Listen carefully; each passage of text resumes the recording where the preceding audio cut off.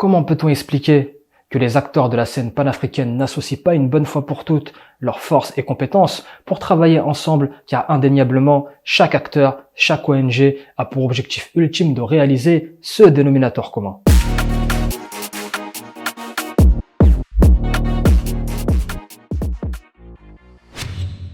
Bienvenue à toutes et à tous. Pour ceux qui me découvrent, je suis Mohamed Diop, dit l'Afro-penseur, créateur de contenu panafricain. Vous êtes sur la chaîne Black Spirit. Ici, on œuvre pour la revalorisation de l'apport du patrimoine historique, scientifique et civilisationnel du peuple noir au reste de l'humanité. On met en avant des profils impactants de notre communauté par le biais de la chronique Black Spirit Heroes.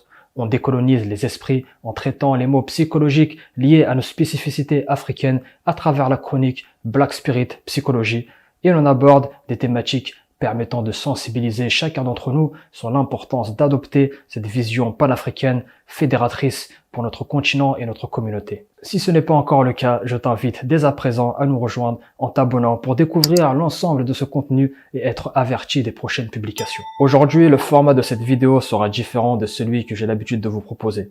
Et pour cause, j'aimerais discuter avec vous en toute transparence, vous partager ma vision sur un sujet à mon sens primordial. Il s'agit de l'unité entre les différents acteurs de la sphère panafricaine francophone et par extension au niveau international.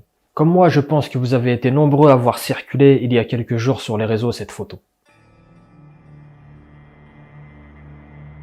Je ne vous cache pas que ma première réaction spontanée fut un sentiment de contentement.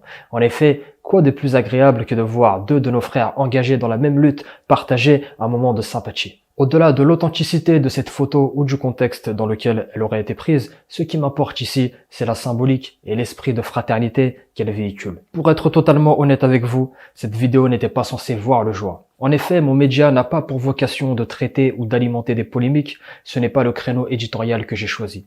Comme vous pouvez le constater, le leitmotiv de cette chaîne est de privilégier le fond à la forme, la qualité à la quantité et par-dessus tout, d'apporter en permanence de la valeur ajoutée. Cependant, au vu des nombreuses stars au sein de notre communauté, de notre incapacité à nous éloigner des épiphénomènes pour faire preuve de solidarité, je me devais, dans un souci d'honnêteté et de cohérence face aux valeurs immanentes au mouvement panafricain, de prendre la parole et d'exprimer sans aucun complexe ce que beaucoup d'entre nous pensent en catimini. Tout d'abord, il est important de rappeler que l'idéologie panafricaine sous-entend unité, solidarité, fraternité. Je vous renvoie à ma vidéo sur le sujet qui porte comme titre le panafricanisme authentique. Comment vous dire? C'est un pléonasme. Panafricanisme et union vont intrinsèquement de pair. Ces notions sont indissociables. Tout Africain, tout Afrodescendant muni de toutes ses facultés souhaite naturellement que l'Afrique, y compris toutes ses îles et territoires, redeviennent totalement souveraines et maîtres de son destin. Nous sommes tous d'accord sur ce point, rassurez-moi. C'est notre dénominateur commun, n'est-ce pas? Dans ce cas, comment peut-on expliquer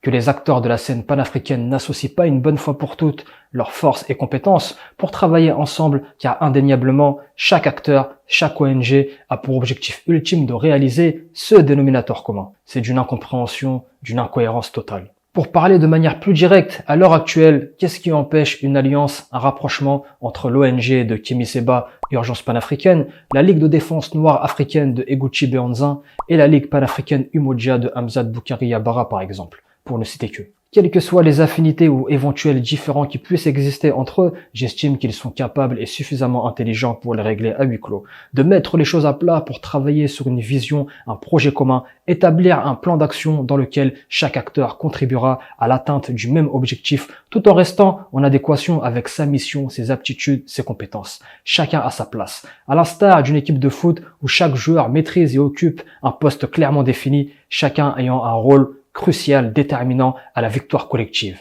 Entre les organisations et les nombreuses individualités africaines compétentes dans leur domaine au sein de notre communauté, il est tout à fait possible à l'heure actuelle de constituer, si l'on puisse dire, une Dream Team. Qu'est-ce qui empêche d'organiser en France, en Europe, en Afrique, des congrès, des sommets panafricains, où toutes les organisations reconnues comme telles seraient représentées, où l'énergie de tous les partisans seraient orientés vers le même sens? Qu'est-ce qui empêche que chaque organisation se soutienne mutuellement, s'apporte un appui, une protection lorsque ses représentants sont victimes de pression, d'attaques directes ou indirectes sur leur propre personne ou sur leur entourage? À vrai dire, je crois fermement qu'une bataille ne peut se gagner seule.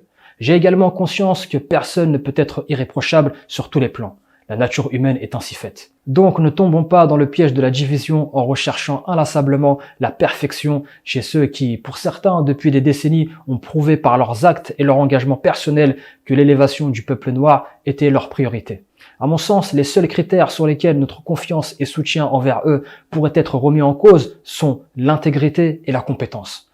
En dehors de cela, tout le reste n'est que baliverne et sujet à la division. Au vu de la nouvelle trajectoire panafricaine historique que nous vivons actuellement, notamment à travers les nouvelles prises de pouvoir au Mali, au Niger, au Burkina, en Guinée, les nouvelles alliances, bientôt la mise en place d'une nouvelle monnaie, il est temps, je pense, de concentrer nos forces, intelligence et énergie de manière constructive, faire preuve d'une certaine maturité d'esprit et se débarrasser de cette médiocrité, des clans, des rumeurs, des copinages, de l'hypocrisie, de cette bassesse dans nos rapports. Force est de constater que l'être humain de manière générale, mais particulièrement l'homme noir, avec un grand H, y compris la femme, a cette fâcheuse tendance, cette aisance, cette facilité à médire sur son frère ou sur sa sœur, à l'insulter, le calomnier, le dénigrer. Mais paradoxalement, lorsqu'il s'agit de mettre en avant ses qualités, de le célébrer, de l'encourager, de le soutenir, de le tirer vers le haut, il devient extrêmement timide et fait preuve d'un mutisme sans égal. Vous savez, dans ma religion, l'islam, il y a un principe prophétique qui nous exhorte, lorsque l'on s'apprête à prendre la parole, en l'occurrence ici, au sujet d'une personne, de dire du bien ou tout simplement de se taire.